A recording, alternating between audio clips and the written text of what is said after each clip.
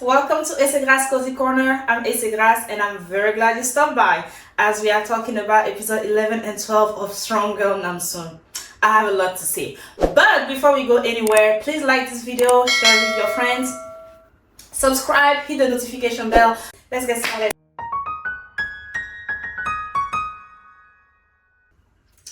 Episode 11 and 12, stronggirlnamsoon. Let me start by saying this. If you have not been watching with us, or if you have been, unsure if this is a show you want to watch, I can tell you this is a show you want to watch. You're probably going to enjoy it. You probably are going to enjoy it. So is it a show I would recommend? 100%. Thus far, unless something crazy, ridiculous happen, and if they continue and if it's the same people as Bongsoon, really, I think you're gonna enjoy the ride. Hop on the train, enjoy it. Okay. Now, my personal impression, nobody else, just me. I will recommend this show very easily, but I feel cheated, guys. I can't lie, I feel cheated. You know when you are so hungry that when it's time to eat, you can't eat anymore because you've been hungry for too long? Yeah, that's exactly how I feel, because I'm at episode 12 and now I'm like, what am I here for? A crime scene? Mystery? Police station? What is this? Episode 11 starts with all the consequences. The call that everybody was dreading, that everybody knew was coming. I mean, I don't know what else you were expecting at this point, but everybody got a call. Team leader that I keep calling police chief, police whatever, you get it. It's the team leader of the narcos team. Hishik's boss basically passed away from the drug. Apparently he still had some narcotic sense in him because he left behind evidence. So evidence of his transaction with the drug dealer, a journal, videos, conversations, those type of things. So what does that guy do? As soon as he gets it, after crying and mourning for about 5 seconds, goes straight to go grab the guy. And of course, bad guy number one, if you have not been following, I'm talking about Ryushio. That's bad guy number one. Ryushio is like, yeah, he can't stay alive. Let's just kill his mom and then, visit his mother and kill him. I guess that's how the mafia does it. I don't know. Well, he died. So they took in custody the person that was supposed to be a link to the bad guy, and he died. And in doing so, they kind of exposed, he exposed himself, so his undercover is like completely gone. Our girl Namsoon is still deep into undercover if you want to know, but I digress. Next thing that happened is mom gets a call and Namsoon get a call. So both of them rush to the son or the child, and now I'm understanding that the call probably came from Kang Hee-shik. Wow. It probably came from Hee-shik, the detective, because they get to Nam-in, which I keep calling brother, son, whatever, but Nam-in is the twin of Namsoon. They get to him and dad is surprised, and I was pissed. Oh my goodness, I was so pissed because I was like, wait, dad, so until the very end, you did not share that information. You didn't call the rest of the family. You just kept them in the dark. And you were just mad by yourself. I was not happy. And then he gets like, I need to solve this. I gotta save my son. I understand. Don't hear me say I don't understand. I understand. He has trust issue, according to himself, because he doesn't trust the police. Because when Namsoon disappears, he did everything he could to find her. Didn't work. The police didn't help. The people he reached out to didn't help. Nobody could find her, right? And so now he has to do this himself. He has to save his son himself. And as he's saying that, I'm here thinking, I get it. But like, the person that allowed you to meet your daughter in the end was still a police officer. It was Hishik. His shit is the one that connected them. So it's like digressing. I guess trust issue doesn't have to be logical, right? Because for sure, well, whatever. Can we talk, like, staying on that real quick? In episode 11, we see him going through all, like, I guess all of hell as a parent, seeing his son dying and all those things. But the same problems that I've had with him from honestly the jump, you see it very clearly in this episode, where it's like the thing that he did with his son, he's trying to do with his daughter. I do not personally appreciate that. Your daughter is not your best friend. Your son is not your best friend. I'm sorry, I said it. Et c'est grâce. Have you given birth? No. However, we have seen how it has animalized the relationship. Is that even the right word? Please, English is my second language. But it has antagonized the relationship between mother and son, because you kept feeding son with all of your frustration about your wife, ex-wife. But now you're trying to do the same thing with the daughter, when the daughter is like, well, I've been on investigation, I've been undercover, I've been doing this. Your first goal, I don't understand this woman. How could she send her own daughter? It's like, bro, how about you pause, take a step back, and listen to your daughter first, instead of jumping to conclusion that she's the most evil woman ever. Because obviously, at the end of the day, that woman that you're like, oh, she's so rich, she's just obscenely rich. Well, is that money that still saved your son? Is that woman courage, go-getting, whatever, that still saved the son? We can fault her for many things, but she still saved her son though. Anyways, moving on. That, you need to fix that. That's what I have to say. Grandma and her relationship. Grandma is like, oh my goodness. First of all, she got the jokes. She got all the jokes. When she came in, she was like, I don't understand why everybody's landing in the hospital. Ma'am, you sent a third of the people that landed there yourself. And also your daughter didn't really land there. So half of the people is because of you. You are the reason. Anyways, but her and her relationship, where she's still lovey-dovey. Oh, but I can't wait to be with you. And the guy is like, no, trust us, trust the process, trust our love, trust our feeling. True. One thing that she was right about is we can't applaud this relationship, and I, for one, can definitely not applaud this relationship. I'm sorry. Is this supposed to be cute? Where? Anyways, moving on. Alright, so one thing that we have discovered is that bad guy number one is in beef, I guess, with Pavel, the organization that raised him, and he is kind of still a little bit under their control, and he's trying to get out of there, right? So I guess like there is a fight within Pavel where they're like, bro, give us the antidote, and he's like, no, that's my business. Like, I'm not giving that to you guys. And they're like, oh, how dare you? And he's like, oh, I dare. I'm strong enough. I have enough money. I'm the one making the money for Pavel. Pavel cannot tell me nothing.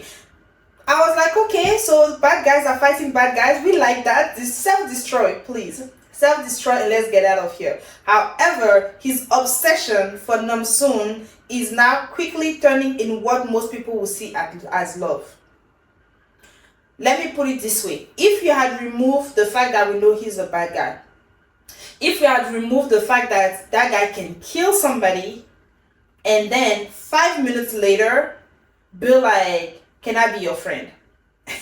If we remove that psycho aspect of him, everything that he does, and even his obsession towards Namsoon, most of us will see as, oh, so cute. And I think to me, that's one of the biggest red flags in terms of like, okay, now you can see that anything but this relationship is a good idea, right? So in light of that, can we apply that same thing to every other relationships in K-drama, which would eliminate like 80% of them right there already? Because what he's basically saying is, the only person I care about is you.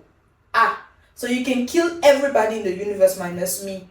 Why should I be with you? Because the day I piss you off, I'm out. Oh. I'm just saying, if the one thing I have is my strength, and the day I lose that strength, ah, we already been there, guys. Which, speaking of being there, the Vanguard couple, at least half of them, is back. And why do I get the feeling that he wants to go back to Vanguard? I don't think that's a word, but he definitely acts like, he's still part. He still thinks like the homeless group, and I think he kind of like just wandering around. I wouldn't be surprised if he gets back with his girl and they start just wandering around, not because of money or anything like that, but just that's the lifestyle that they like. I don't know. I feel like, yeah, I feel like it would suit them. Maybe it's just me, but it was good to see him. Although whatever. Guys, let me say it right now, I was probably wrong. I give Bread Song too many,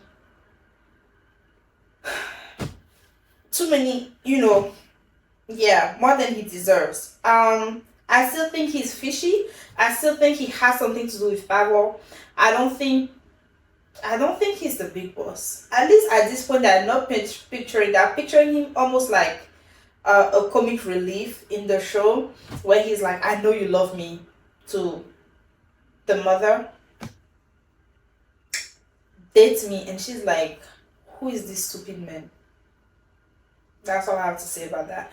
But we are still keeping our eyes on him for sure. However, I now think that the gentleman, like mother refers to him, from Opulencia, is that second kid in the picture with bad guy number one, Ruscio. I think he's that second kid in the picture. I think he escaped Pavel and wants to take them down. And I think Ruscio, within Pavel, wants to fight back and become basically worse than Pavel, and like, nobody can even touch me at this point, kind of thing. So I think it's like different ways of dealing with trauma, really. It's like something is wrong. And how do you handle it, right? And obviously, it seems to me that it will be like two different pictures of how to handle that situation. And so, as of right now, I think he's the other kid in the picture. That Ruscio is like, I don't have a friend anymore. So, did we go through everything? Oh, okay. For 1 second there, I was going to say that greedy girl, the girl that gave the weight loss pills and also sold the antidote, was greedy and stupid. Until she went ahead and actually helped our guy. So she helped by basically giving like all the information, and finally the information is out as to what is contained in the antidote. The reason I say finally is because what I'm predicting, I'm not saying that that's what's gonna happen, but what at least I want to see happen is that antidote stopping to work after bad guy number one, Ruscio, takes one sip or whatever of the drug, because he takes the drug obviously to get strong and fight, and then he takes the antidote right away. We saw him do that when he went to fight the guy from Pavel.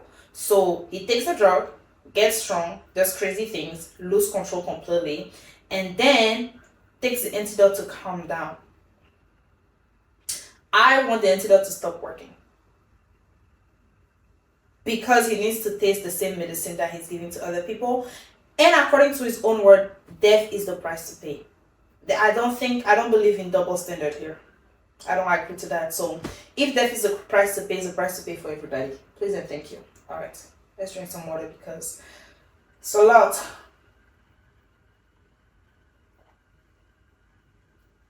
All right, so dumb and greedy, she got caught. I think they sent her back. The lady from Heritage, I think at this point, like, she's losing her marble because she's realizing that, this guy is actually dangerous. I mean, I knew he was dangerous, but before it was dangerous and sexy, now it's dangerous and my life is in danger, and I need to like wrap it up quickly before I die or something. And the prosecutor being in on it, no surprise there. I'm curious as to that new chief police or police chief inspector. I don't know what those titles are. Please, I beg. I don't understand police, so. But the new chief, it seems, is coming in saying, hey, the head of the police, the whole head of the police as well as the prosecutor and all those people are probably in on it. And until we have physical evidence, it's better that we lay low and that we gather ourselves. And I'm just like, oh, what, are you very smart? But we don't know yet which side he's gonna be, but it seems like he's gonna take the place of the team leader. So hopefully he's on the good side. Thus far, he seems to make like decent, regular, normal, make sense arguments. But we just have to wait and see on that one. But yeah, the prosecutor was badly beaten because he opened his mouth and was like, "Who did wrong with you? Ha!" Yeah, you cannot play with the devil and hope, anyways. Cannot play there. You know, if you play with fire, you get burnt. It's as easy as that. It's as simple as that. You know, you cannot be like, oh, I'm going to eat with you, and you know. And also, the show did very well at making somebody that I'm sure outside of this show looks good. I'm talking about Roshiho. I'm sure outside of the show, the actor that plays Roshiho actually looks good. But in this show, he looks so creepily ugly to me. There's nothing handsome or cute about him, in my opinion. At least in this show. Sorry. At least in this show. And everybody went to clap. And by everybody, I mean like the whole police team basically were like, yeah, I knew you and the girl and I'm so we're going to end up together, and I definitely approve. She's rich, I really like her. Yes, let's go to your newlywed house and eat the meal that she cooked for you. And they all proceeded to almost die from poisoning because she can't cook. But you know, my guy's in love, so apparently taste buds die with love. Don't try me. No, it doesn't. It does not. I mean, I can appreciate the effort that you put in, but it tastes awful. It just tastes awful. Which, you know, rather than talking about how he loves her, I think it just speaks of the fact that, you know, they just have the same poor, awful taste. It happens. Thank God. Because she's probably gonna cook out of love for him a lot more, and he's gonna eat it with joy, and everybody's gonna be happy in the household. Yay. They moved in together. And yeah, by the time we at the end of episode 12, I really don't care about the romance anymore. I really don't. And I know, coming from a girl that is into romantic comedy, it says a lot, but I really don't care anymore. Because it's like, it's so sparse and far in between that it's like, this is not even a story of Namsoon, in my opinion, as of right now.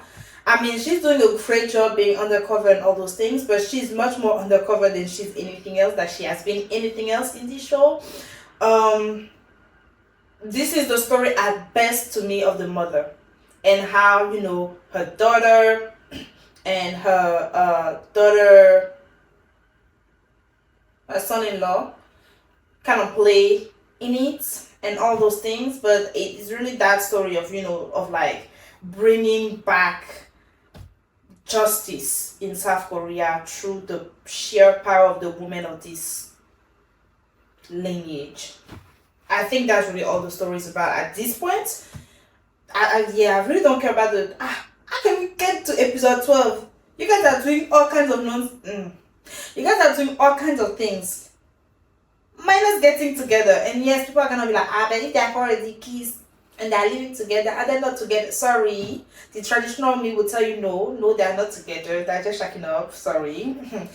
Like I said, to me, the romantic story just took like three seats back or 4 seats back. And at this point, I'm curious about the show. I'm still interested in the show. I still enjoy the show, but it's much more about like an actual crime mystery show kind of thing than a romantic quirky show that I signed up for, which is why I feel cheated. I really feel cheated. But here we are. What to expect in the next episode. Also, I cannot really care about the romance 3 seconds after you showed me that Secretary got kidnapped. How can I care about the romance?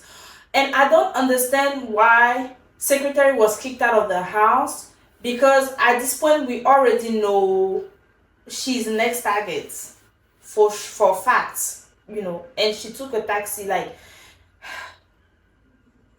all of these people are just mad, in my opinion, but let's not go there. My point is, secretary kidnapped.